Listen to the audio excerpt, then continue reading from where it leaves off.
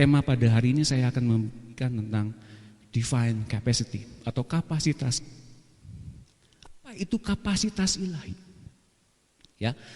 Kalau kita dalam ayat ini, dalam Kejadian 2 ayat 7, bahwa Tuhan telah memberikan kapasitas ilahi yang penuh kepada Adam pada awalnya.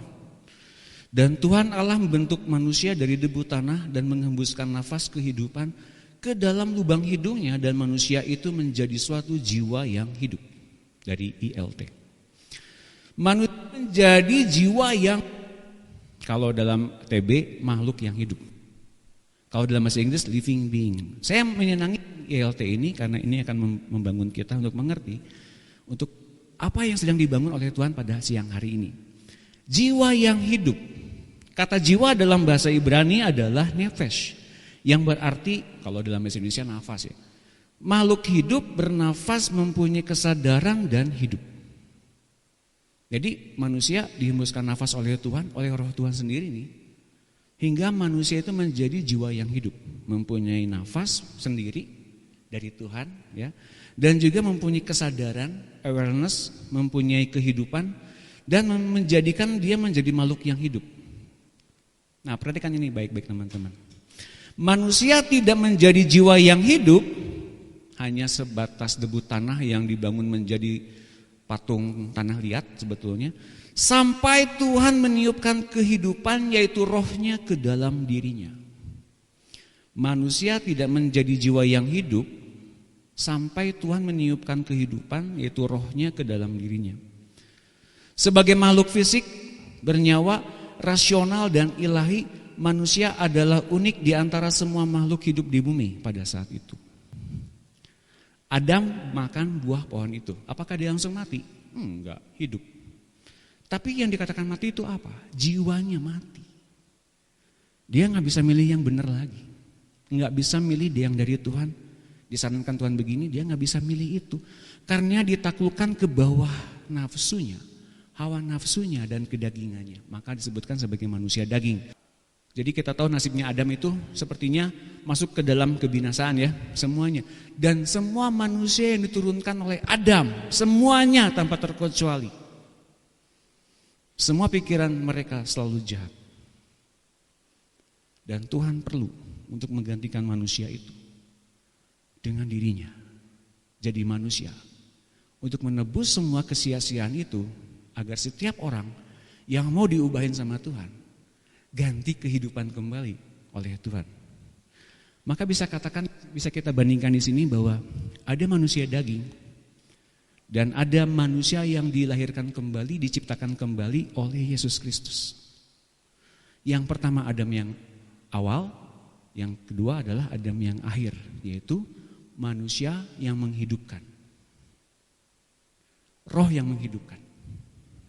Nah, untuk lebih jelasnya teman-teman, saya mau membagikan lebih dalam tentang hal ini, tapi dalam kapasitas saya sebagai seorang yang, ya katakanlah dalam kerjaan sehari-hari, ya saya ini seorang pelatih fitness. Oh, siapa yang nggak tahu? Nggak tahu ya? Sekarang saya kasih tahu. Makanya badan saya kurus. Kurus gimana? Ya, coba kita lihat gambarnya ya.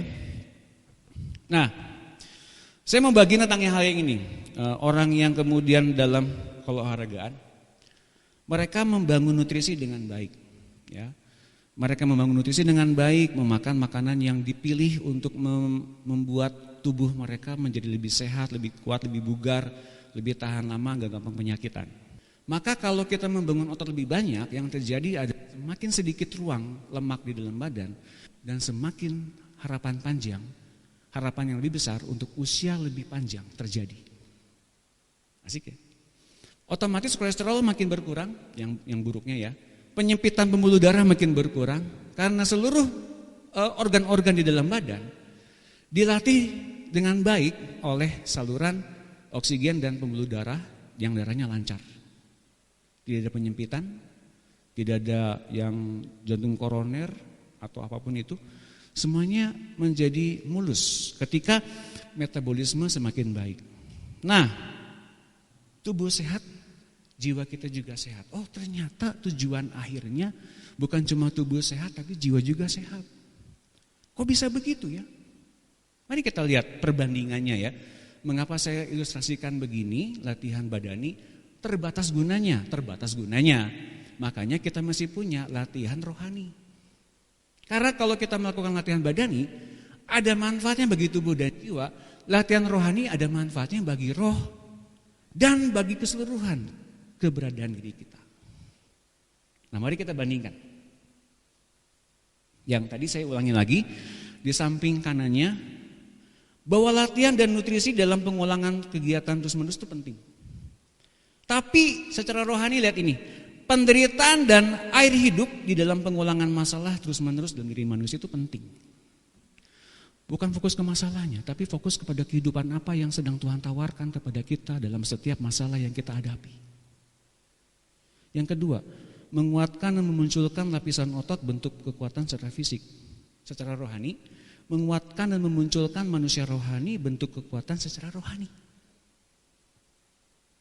Kok bisa begitu ya? Bisa. Yang ketiga, semakin banyak otot yang terbentuk, semakin berkurang lemak dan metabolisme semakin baik. Perbandingannya secara rohani adalah semakin banyak karakter ilahi terbentuk, semakin berkurang karakter buruk dan fungsi kehidupan semakin baik. Pilihan-pilihan di dalam jiwa kita yang tadinya mati ketika diberikan oleh Tuhan, kembali terpilih hal-hal yang menakjubkan yang datangnya dari Tuhan. Meskipun bagi manusia daging itu hal yang gak mungkin. Tapi sumber berkat, sumber kehidupan yang sesungguhnya datang dari Tuhan. Bukan dari orang lain, bukan dari keadaan, bukan dari suasana. Tuhan berikan kehidupan secara prinsip kepada kita lewat nafas kehidupannya. Tugas kita adalah memilih bagian-bagian terbaik yang dipilihkan oleh Tuhan. Dan jika tubuh dan jiwa kita sehat, kita bisa memilih bagian terbaik itu. Mungkin kita selama ini mungkin ngeroh terus ya, lupa soal tubuh dan jiwa. Sekarang kita mulai katakan, tubuh dan jiwa pun penting karena ada ayat mengatakan, hendaklah tubuh, jiwa, dan rohmu terpelihara sampai Tuhan datangnya kedua kali. Oke, mulai menangkap ya. Nah, yang keempat, kinerja organ-organ internal baik. Perbandingannya adalah kinerja organ-organ internal baik. Oh, ini secara rohani. Oh iya. Iya juga. Mengapa? Nanti saya akan bahas nanti di akhir. Tubuh sehat, jiwa juga sehat. Tubuh rohani sehat, jiwa juga sehat. Nah, karena itu saya mau bilang bahwa kita memerlukan jiwa yang sehat. Dari mana jiwa yang sehat itu tumbuh? Mari kita lihat awalnya. 1 Korintus 15 ayat 45. Seperti ada tertulis, manusia pertama Adam menjadi makhluk yang hidup, tetapi Adam yang akhir menjadi roh yang menghidupkan. Tapi yang mula-mula datang bukanlah yang rohaniah, tetapi yang alamiah. Kemudian barulah datang yang rohaniah. Manusia pertama berasal dari debu tanah dan bersifat jasmani. Manusia kedua berasal dari sorga. Lihat ini 48. Makhluk-makhluk alamiah sama dengan dia yang berasal dari debu tanah, dan makhluk-makhluk sorgawi sama dengan dia yang berasal dari sorga. Ayat 48 ini, mari kita batasi. Adalah satu hal pembatasan. Apakah kita dilahirkan dari benih Adam ataukah kita dilahirkan dari benih Kristus? Kalau kita dilahirkan dari benih Adam, maka kita akan memperoleh warisan kematian demi kematian. Kalau kita memperoleh warisan dalam diri Kristus, kita akan beroleh kehidupan. Katakan amin. Maka baru kita bisa masuk ke sini. 1 Korintus 15, 49. Terusan dari yang tadi ya. Sebagaimana kita masing-masing sekarang memiliki tubuh seperti tubuh Adam, jika kita kemudian menerima kehidupan dari Kristus, maka kelak kita akan memiliki tubuh seperti tubuh Kristus. Wow. Dalam FAIH. Bagaimana caranya? Lihat ini. Yohanes 20 ayat 21. Maka kata Yesus sekali lagi, damai sejahtera bagi kamu. Sama seperti Bapa mengutus aku, demikian juga sekarang aku mengutus kamu. Dan sesudah berkata demikian, ia mengembusi mereka dan berkata, terimalah Roh Kudus. Hal yang sama yang pernah ia lakukan kepada Adam, ia lakukan kepada siapa? Enggak pada banyak orang, kepada murid-muridnya. Hal yang sama yang ia lakukan kepada Adam, ia lakukan kepada murid-murid. Mengapa pertanyaan kepada murid-muridnya? Karena murid-muridnya yang pertama kali merespon panggilan itu. Merespon panggilan kasih Tuhan. Mengapa dia pilih 12 orang? Agar yang 12 orang ini mampu berluaskan secara banyak masalah apa yang mereka dapatkan dari Tuhan secara pribadi. Masalah diberikan kepada kita justru untuk kita bisa melihat Tuhannya. Bukan untuk membuat kita jatuh dalam masalah berulang-ulang. Dan jatuh akhirnya menjauh dari Tuhan. Tinggal kemudian jiwa kita hidup untuk respon Tuhan. Kalau ia memberikan beban kepada kita, untuk apa? Untuk kemudian kita bertumbuh dengan kapasitas ilahi yang penuh semestinya. Bukan dengan mengapa saya begini Tuhan, mengapa saya begini. Kita mulai memikirkan diri kita lagi. Bukan mikirin programnya Tuhan bagi kita apa. Saya bisa katakan masalah memang gak menyenangkan. Rohani kita tumbuh. Sebab itu, kuatkanlah tangan yang lemah dan lutut yang goyah. Dan luruskanlah jalan bagi kakimu sehingga yang pincang jangan terpelecok tapi menjadi sembuh. Lihat ini teman-teman, ini kuncinya ya. Kuatkan tangan yang lemah dan lutut yang goyah. Luruskan jalan bagi kakimu sehingga yang pincang jangan terpelecok tapi menjadi sembuh. Di dalam kita bergumul, di dalam kita mengalami penderitaan, justru kita mengalami apa? Kesembuhan. Kesembuhan apa? Ternyata bukan cuma rohani, tapi soal jiwa, soal tubuh. Dan 12-nya kaitannya dengan apa? Kaitannya dengan apa yang tadi saya bilang soal latihan, nutrisi, pola hidup yang baik, tubuh yang sehat, jiwa yang sehat. Kuatkanlah tangan yang lemah. Ini kan soal yang jasmani. Kuatkanlah tangan yang lemah dan lutut yang goyah. Ini soal yang jasmani loh. Dan luruskanlah jalan bagi kakimu. Hidup kita benar. Bangun tidur benar, berdoa. Bersatu teduh dengan teman-teman di EMC yang lain dalam 5:15 setiap hari ya. Apa itu ya? 5:15. Yuk gabung dalam tim doa. Kemudian habis kita melakukan hal yang jasmani begitu, setiap harinya rasakan perubahan-perubahan itu mulai. Jiwa kita gak mikirin lagi tentang kekhawatiran, kecemasan, tapi kita mulai beralih kepada apa? Kepada kehidupan rohani kita di depan Tuhan. Dan itu yang kemudian menyembuhkan jiwa kita, juga tubuh kita.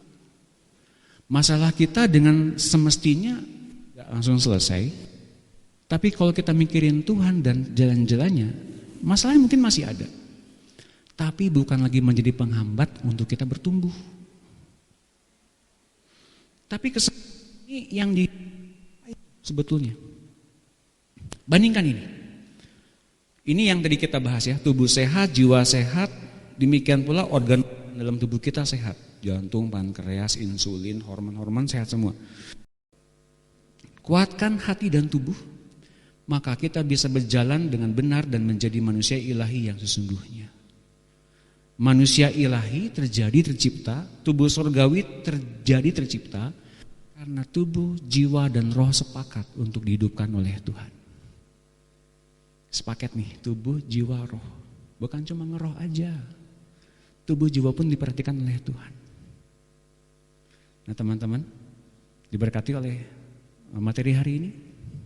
Kiranya biarlah firman Tuhan ini membangkitkan jiwa kita dan terbuka kepada setiap kemungkinan-kemungkinan yang baru yang Tuhan bangkitkan dalam diri kita, termasuk mujizatnya, kesembuhannya, dan bahkan pemulihannya.